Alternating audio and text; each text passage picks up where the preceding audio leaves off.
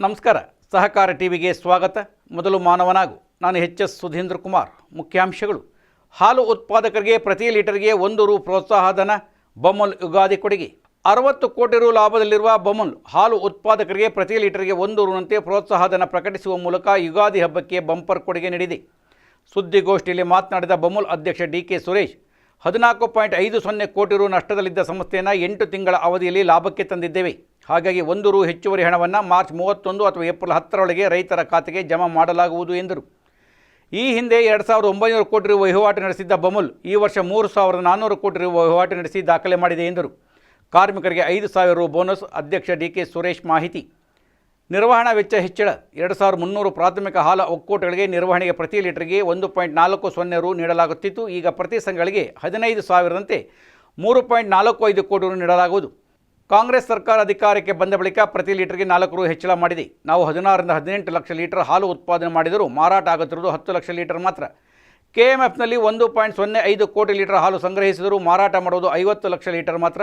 ಉಳಿದ ಹಾಲನ್ನು ವಿವಿಧ ಪದಾರ್ಥಗಳ ಮೂಲಕ ಮಾರುತ್ತಿದ್ದೇವೆ ಎಂದರು.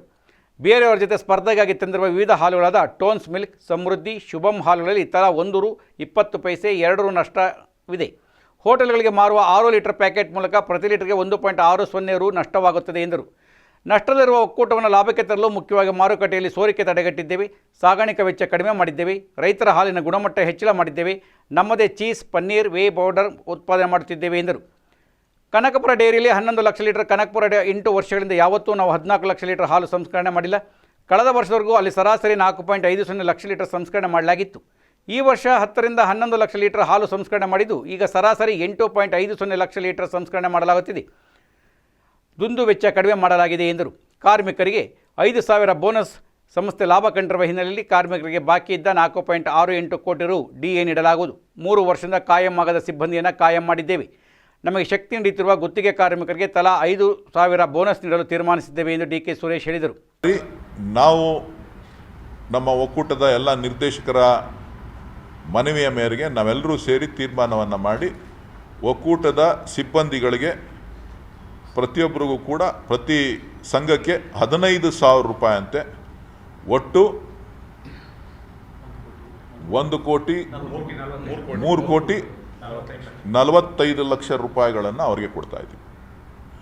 2025-26ನೇ ಸಾಲಿಗೆ ಮಾರ್ಚ್ 31ಕ್ಕೆ ಲೆಕ್ಕ ಹಾಕಿ 15,000 ರೂಪಾಯಿಗಳನ್ನು ಅವರಿಗೆ ಕೊಡ್ತಾ ಇದ್ದೀವಿ. ಶಿವಕುಮಾರ್ ಅವರು ಕೆಪಿಸಿಸಿ ಅಧ್ಯಕ್ಷನ ತೊರೆದು ಸಿಎಂ ಆಗುತ್ತಿದ್ದಾರೆ ಎಂದು ಸಾಮಾಜಿಕ ಜಾಲತಾಣದಲ್ಲಿ ಚರ್ಚೆಯಾಗುತ್ತಿದೆ ಎಂಬ ಪ್ರಶ್ನೆಗೆ ನಾನು ಸಾಮಾಜಿಕ ಜಾಲತಾಣ ನೋಡುವುದಿಲ್ಲ, ಹೀಗಾಗಿ ನನಗೆ ಅದರ ಬಗ್ಗೆ ಗೊತ್ತಿಲ್ಲ ಎಂದು ತಿಳಿಸಿದರು.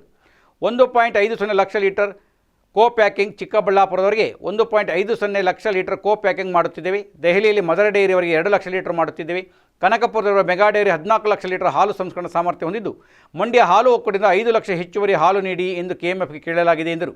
ಕೆಎಂಎಫ್ ಚುನಾವಣೆ ಬಗ್ಗೆ ನನಗೆ ಮಾಹಿತಿ ಇಲ್ಲ. ಸದ್ಯಕ್ಕೆ ತೆಗೆದುಕೊಂಡಿರುವ ಜವಾಬ್ದಾರಿಯನ್ನು ಸಮರ್ಥವಾಗಿ ನಿಭಾಯಿಸುವುದಷ್ಟೇ ಗುರಿ. ನಾನು ಯಾವುದಕ್ಕೂ ಆಕಾಂಕ್ಷಿಯಲ್ಲ, ಈ ಸ್ಥಾನದ ಆಕಾಂಕ್ಷಿಯೂ ಅಲ್ಲ. ಈಗಲೂ ನನ್ನನ್ನು ಈ ಜವಾಬ್ದಾರಿಯಿಂದ ಮುಕ್ತಗೊಳಿಸಿದರೆ ನೆಮ್ಮದಿಯಾಗಿ ಹೋಗಿವೆ.